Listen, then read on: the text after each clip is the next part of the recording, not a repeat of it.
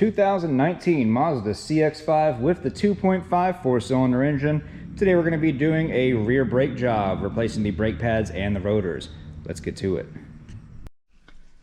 And the very first thing we need to do is to put our vehicle into service mode. If you do not do this, you could end up causing damage to the electronic parking brake. That's this doodad right here. Basically, the rear calipers on these vehicles have a motor, and they are controlled by that motor, not regular brake pressure like with your pedal. And if you try to compress these pistons back into the calipers, you could end up damaging this motor and replacing them. So you need to put this vehicle into service mode. Don't worry, I have the steps for how to do it. And so the very first thing we need to do is put our vehicle to the on position without the engine running. So for those who don't know, that's you just press the start button 2 times without your foot on the brake pedal. You are now in the on function, and we're going to go ahead and put our electronic parking brake on. And then we're going to turn this off. And what we do now, we go ahead and turn the vehicle to the on position, put our foot on the brake, and release our electronic brakes. Switch immediately back over to our accelerator, pushing it all the way down, and then holding our electronic parking brake down while cycling the on button 3 times. Off, intermediate, and on. You can now hear, that? That's the electronic motor pulling those pistons inside of the caliper back in. If you heard that noise, you did it correctly. And you have your amber illuminated parking warning light right there. And you are now in maintenance mode. And once you've heard that, you've confirmed that it is in maintenance mode with that light, go ahead and turn your vehicle off and begin your repair. To get the vehicle out of maintenance mode, switch the ignition to on, depress the accelerator pedal all the way down, pull up on the electronic parking brake switch, and continue to hold up, and then push the start button 3 times within 5 seconds. So we can do that real quick. Go ahead and turn this to on, accelerator down, pulling up on the parking brake, and cycling this 3 times again.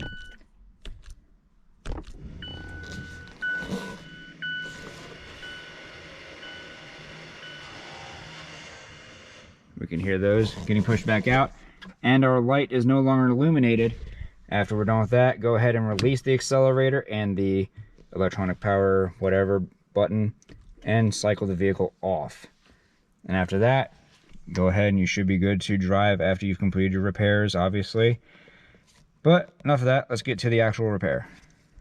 Wheel is held in with 5 21mm lug nuts.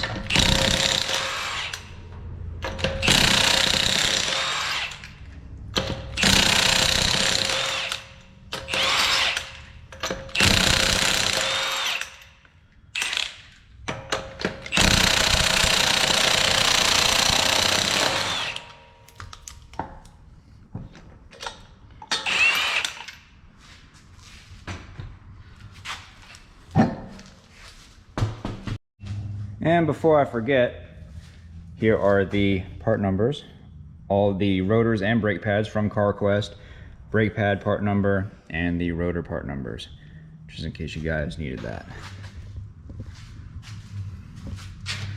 Now, with the vehicle in maintenance mode, we're gonna go ahead and remove this caliper. Looks like they're held on with 2 14mm bolts.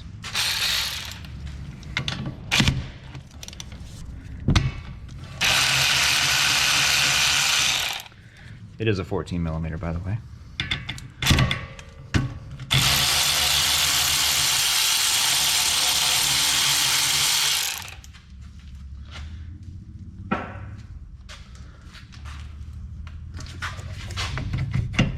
Look how nice and easy that comes off. I love it.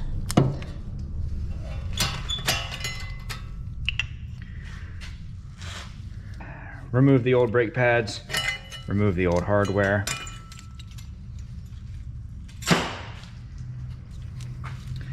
And now we're going to check our guide pins. If they move freely like this, they're good to go. Just make sure you give them a good twirl, make sure they stay lubricated. If not, pull these out, put some lubrication on them, and then try about reinstalling it. If it doesn't work, go ahead and replace that mounting bracket, because you're going to have issues down the line if you don't. These 14s too, they are wonderful.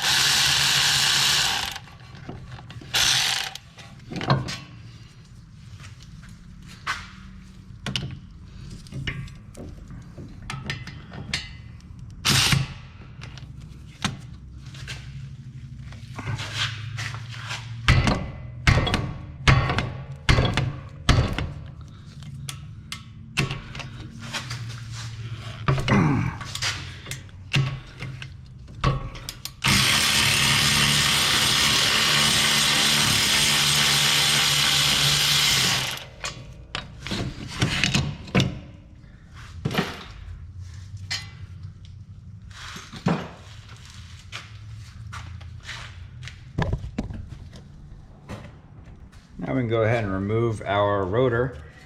If you're having difficulties removing a rotor, there's a little hole right here where you can screw a screw into, and that'll help push it off the hub. I'm just gonna strike around here with a hammer. If you're worried about damaging your threads to your studs, go ahead and get your lug nuts and put them on there so you won't have to worry about that.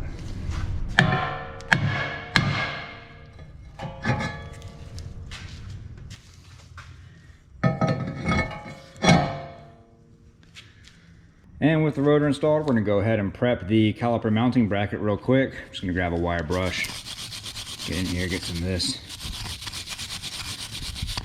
A little bit of surface rust off of there. Make sure our new hardware has a nice clean area to click down into. And that's about it. You just need to hit these areas where the hardware is gonna be sitting.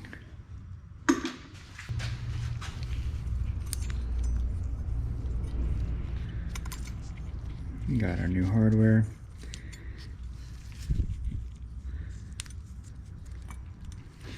I'm just going to press these down into place. Nothing too difficult about it. Got to kind of play around with it until you find that little sweet spot, especially for this middle tang right here. Go straight down in between here. And you're going to need to kind of crush it between the two of them. And you need to make sure that it's laying right against this piece of the bracket, because if it's sticking out even a little bit, it could touch the rotor, because the rotor is going to go right in here. So make sure that's in nice and tight. Everything looks good. And go ahead and reinstall this.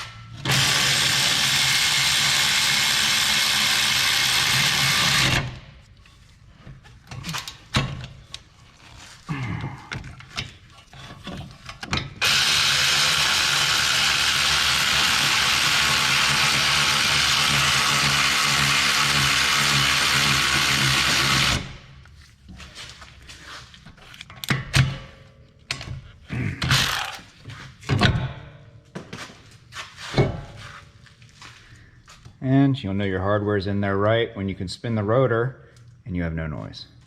Next, when you come in here, let's go ahead and put some lubrication where the brake pads are going to be sitting. Some brake parts lubricant, just a dot right there, right here, and in the exact same places but on the inside.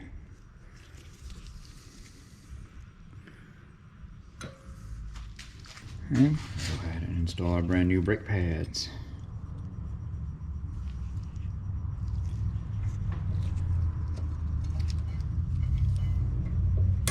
it off. There we go. So you notice that they have these prongs right here. What that's going to do is it's going to separate the brake pad from the rotor. So as it's driving down the road, you see you've got a little gap right here. So the brake pad's not constantly riding that rotor. So these brake pads will last a lot longer. And both sides have that, by the way.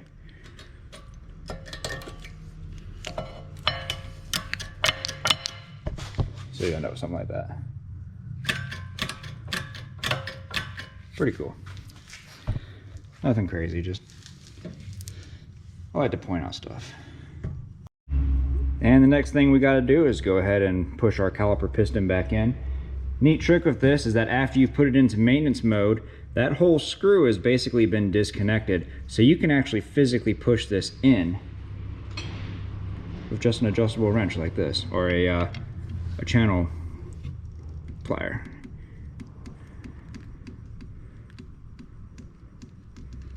And there you go. You see all I did was there's that center hole right here. I just put that in there and I press straight down. Nice and easy. You can put a C-clamp or whatever else you want on there, whatever works. Just be careful of the motor on the back, and that's why I don't use a C-clamp for these. Next, go ahead and line everything up, if it'll let me.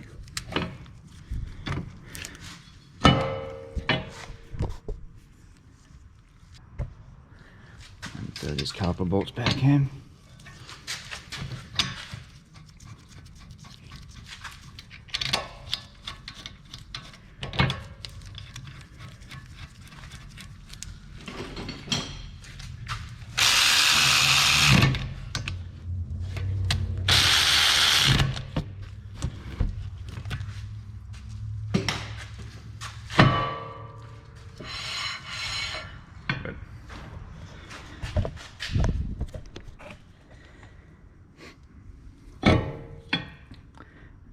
And that's pretty much all there's to doing the rear brake job on one of these. Make sure you put your vehicle out of maintenance mode and pump your brakes a couple times before you put it into reverse and pull out of your garage or into a street or whichever direction you're going. Pump your brakes before you drive anywhere. Let's just say that. And if you'd like to see more videos on vehicles like this, go ahead and check out that video next. I made that one just for you. But other than that, if this video helped you out, leave a like. Don't forget to subscribe. We'll see you all next time.